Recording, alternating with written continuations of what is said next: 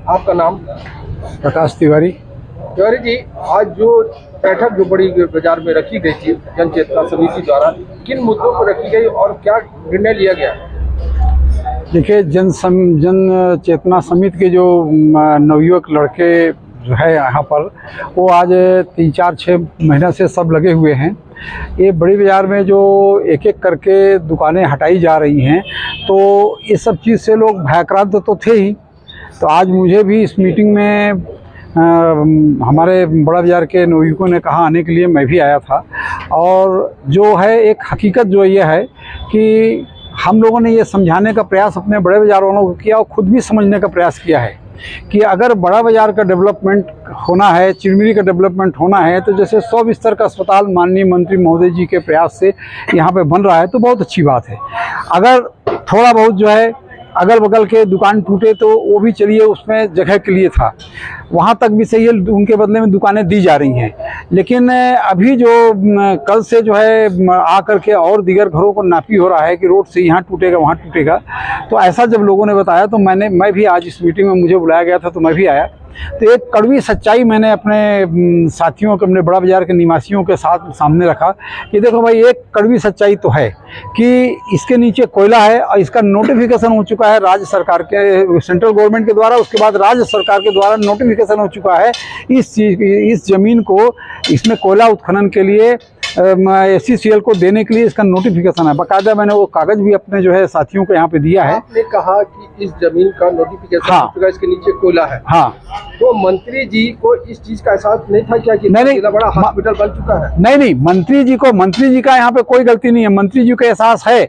मंत्री जी को बने हुए अभी कितना दिन हुआ है? अभी मुश्किल से 12, 14, 15 महीना हो रहे हैं। ये काम जो है आज का नहीं है, ये काम पिछले 5 अब उसको आप छेड़ेंगे तो जरा होगा, क्योंकि पार्टी के लोग सोचेंगे कि हम पार्टी का विरोध कर रहे हैं। पार्टी का विरोध नहीं है। कांग्रेस शासन में ही इस 5 साल को जो था, उस समय प्रक्रिया अगर चालू होती, उस समय भी हम लोगों ने आवेदन दिया था, उस समय अगर प्रक्रिया चालू होती तो धीरे धीरे एक दिन में तो आप पूरी बस्ती को नहीं हटा देंगे। ये प्रक्रिया आपने कहा अभी से चालू नहीं, 5 साल पहले की है। तो 5 साल की प्रक्रिया अगर चालू होती है, अगर शासन चाहेगा तो खाली फिर कराएगा? शासन चाहे तो कुछ भी करा सकता है, इसलिए कि कोयले की आवश्यकता है। आज जब ये आप लोग दुकानें की बात कर रहे हैं, ठीक है ना, जिला हॉस्पिटल जब बन चुका है, ठीक है ना, आज उसमें विकास होने जा रहा है, तो क्या कोयला निकालने के लिए क्या वो क्षेत्र में कोयला नहीं निकलेगा क्या? देखिए, हॉस्पिटल प्रभावित नहीं होगा? ये अस्पताल प्रभावित होगा, तत्काल नहीं होने वाला है, अभी बगल में है। लेकिन अगर हम अपनी बातों को विनम्रता पूर्वक मंत्री जी के माध्यम से शासन तक पहुंचाएंगे कि अगर यहाँ पे आपको कोयला निकालना है तो धीरे धीरे, एक दिन में तो हमको विस्थापन नहीं किया जाएगा, तब तक क्या यहाँ के लोग बीमारी से पीड़ित रहेंगे। आज अस्पताल चला जाएगा दूसरी जगह, 100 बिस्तर का अस्पताल बन रहा है, बहुत अच्छा है। आज यहाँ अस्पताल में इतनी भीड़ लगी रहती है, इतने लोग आते हैं इलाज के लिए। SCCL के अस्पताल बंद हो चुके हैं। SCCL के अस्पताल में जो है कोई कुत्ता भी नहीं झांकने वाला है, जाके देख लीजिए आप। लेकिन अभी क्या है, सुन लीजिए, मेरी पूरी बात हो जान दीजिए। अगर यहाँ पे अस्पताल खुला है, बहुत अच्छा है, जनता की सेवा के लिए अस्पताल खुला है, जनता की सेवा के लिए तहसील ऑफिस खुल गया है, सब कुछ है।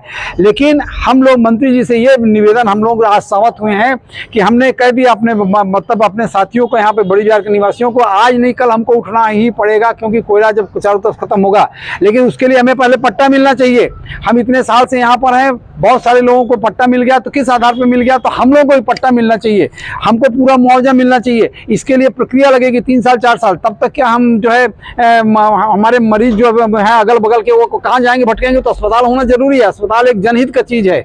यहाँ जो भी काम हो रहा है, नल का काम हो रहा है, पानी का काम हो रहा है, तहसील का काम हो रहा है, ये सब अच्छा काम हो रहा है, इसमें होना चाहिए।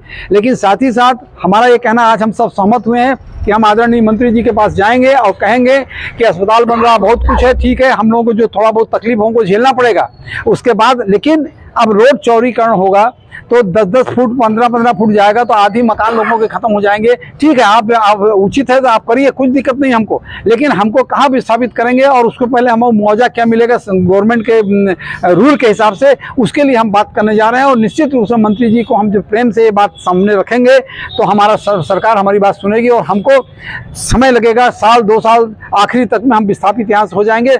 तब उसके बाद बड़ी बड़ी बिल्डिंगें खत्म हो जाती हैं, बड़े बड़े अस्पताल खत्म हो जाते हैं। लेकिन क्या तब तक हम अस्पताल से महरूम रह जाएं? हम कहाँ जाएंगे? आज रीजनल अस्पताल नहीं है, डोमन हिल का अस्पताल छोटा सा है, कहाँ जाएंगे? क्या महेंद्रगढ़ जाएं? कहाँ जाएंगे। इसलिए अस्पताल बनना बहुत जरूरी है, अस्पताल की सुरक्षा भी बहुत जरूरी है।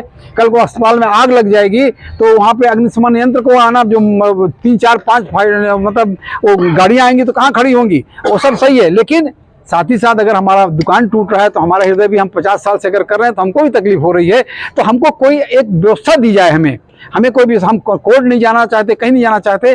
और यदि सरकार, राज्य सरकार ये मान लेती है हमारे मंत्री जी के मतलब माध्यम से कि इसको डी नोटिफिकेशन कर देना है, बहुत अच्छी बात है। सेंट्रल गवर्नमेंट ने कर दिया, फिर राज्य शासन ने कर दिया, तो इसको डी नोटिफाइड कर देना चाहिए कि अब यहाँ से ये नहीं उठेंगे तो मामला खत्म, हम लोगों को पट्टा मिल जाएगा, हम लोग यहाँ रहें। कोई बड़ी बिहार छोड़ के जाना नहीं चाहता, मजबूरी में जाएंगे हम छोड़ कर। बहुत धन्यवाद।